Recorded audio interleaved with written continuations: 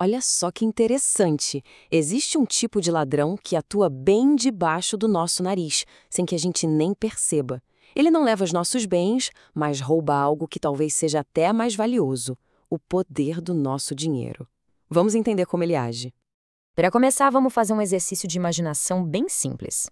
Pense o seguinte: alguém pega uma nota de R$ 100 e, sei lá, guarda numa gaveta, sem investir, sem gastar, apenas deixa o dinheiro ali, parado. O tempo passa, né? Um ano depois, essa pessoa abre a gaveta e tá lá a mesmíssima nota, intacta, a mesma cor, o mesmo desenho, nada mudou fisicamente. Só que é aqui que a coisa fica estranha. O papel é o mesmo, mas o poder dele evaporou. O que antes pagava um carrinho de compras com algumas coisas, hoje mal dá para começar. E aí fica a pergunta, né? O que aconteceu com o poder de compra desse dinheiro? Para onde foi esse valor todo? É exatamente isso que a gente vai desvendar agora. Beleza. Para resolver esse mistério, a gente precisa, antes de mais nada, identificar o culpado. E como em qualquer boa investigação, vamos começar tirando a máscara de quem está agindo nas sombras. E o nome desse culpado?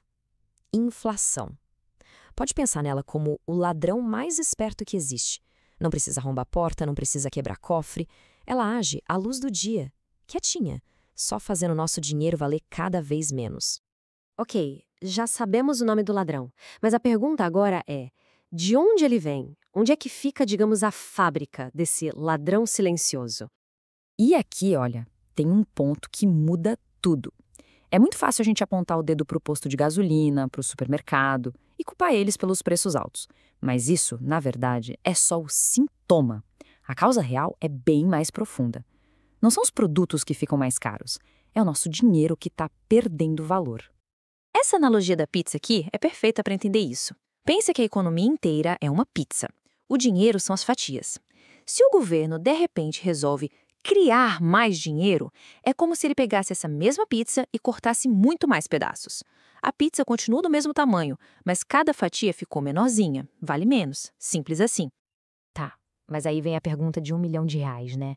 Por que um governo faria uma coisa dessas, sabendo o resultado? A resposta, bom, ela está num dilema político que é um clássico. Quase todo governo gasta mais do que arrecada. E aí, ele fica com duas opções na mesa. O caminho difícil, cortar gastos, o que é super impopular, ou o caminho que parece mais fácil, simplesmente criar mais dinheiro e, com isso, empurrar o problema com a barriga para o futuro. Adivinha qual eles geralmente escolhem? Mas a história não para por aí. Depois que esse dinheiro novo é criado, ele começa um jogo bem complicado de transferência de riqueza. Vamos seguir o rastro dele para ver quem sai ganhando e quem sai perdendo nessa história. E aqui está o pulo do gato. Esse dinheiro novo, recém-impresso, ele não cai do céu igual para todo mundo.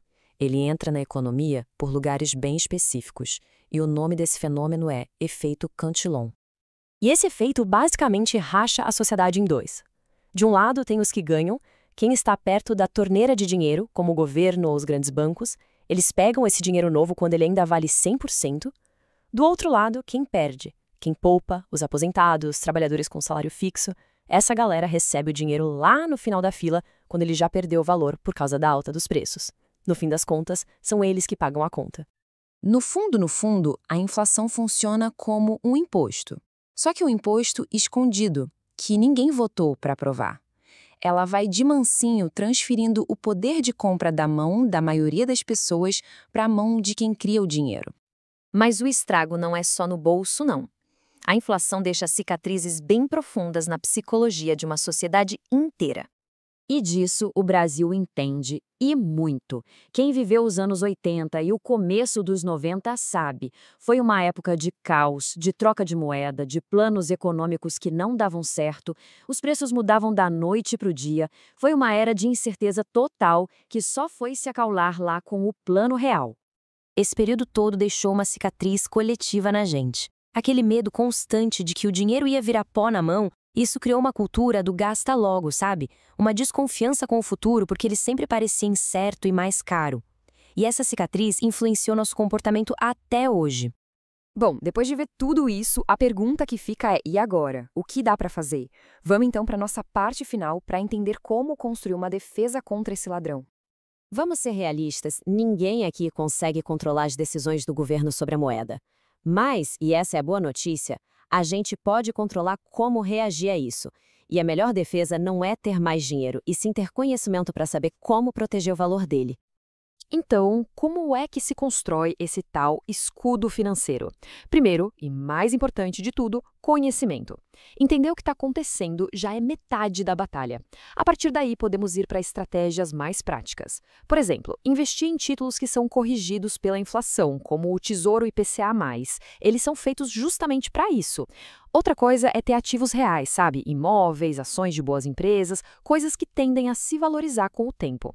E talvez o mais importante de tudo, investir na nossa própria capacidade de gerar mais renda, aprender uma nova habilidade, ser mais produtivo, essa é a defesa definitiva.